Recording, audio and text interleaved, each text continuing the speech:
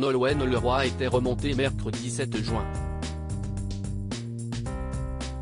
La chanteuse s'est emparée de son compte Instagram pour pousser un rarissime coupe de gueule concernant une destruction polémique en Bretagne, sa terre natale qui est très chère à son cœur.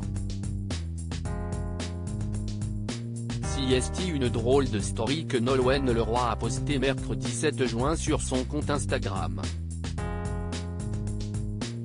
La compagne d'Arnaud Clément, avec qui elle a un petit garçon prénommé Marin, a reposté un mème, texte, image ou vidéo massivement repris, décliné et détourné sur internet de manière parodique.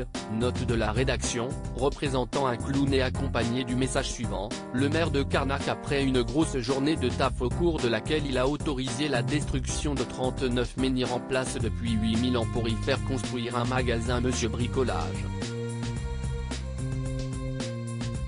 Une manière assez claire donc pour la chanteuse de manifester son mécontentement envers Olivier Lépic, le maire de la ville bretonne, qui a effectivement autorisé la construction d'un magasin de bricolage, condamnant ainsi 39 menhirs à être détruits.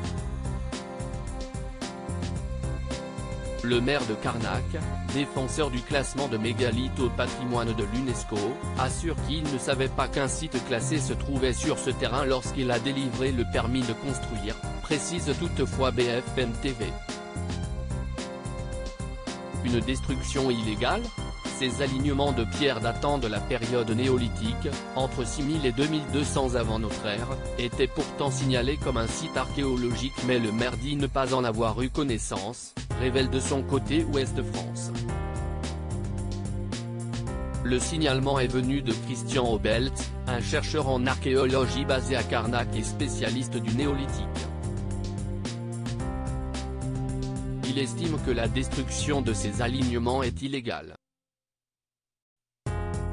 Mais Olivier Lépic insiste, il assure ne pas avoir failli à ses obligations préalables à la délivrance du permis et n'avoir tout simplement pas été au courant de la présence de tels vestiges. Une polémique qui n'a donc pas manqué de faire réagir Nolwenn Leroy, qui semble également, par le biais de ce mème, consternée par cette nouvelle. Pour rappel, la gagnante de la deuxième saison de la Star Academy, discrète de nature, ne s'exprime que très rarement sur des sujets n'ayant aucun rapport avec la musique. Encore moins sur des sujets politiques ou sociétaux. Mais tout le monde le sait, elle n'a jamais cessé de crier son amour pour la Bretagne, ses terres d'origine.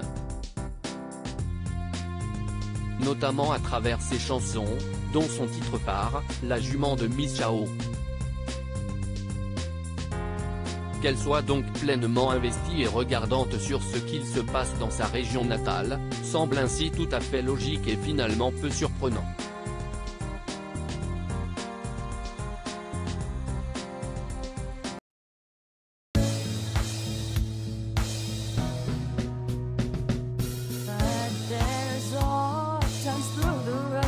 I think you can let me know. Sit down, sit back, let me help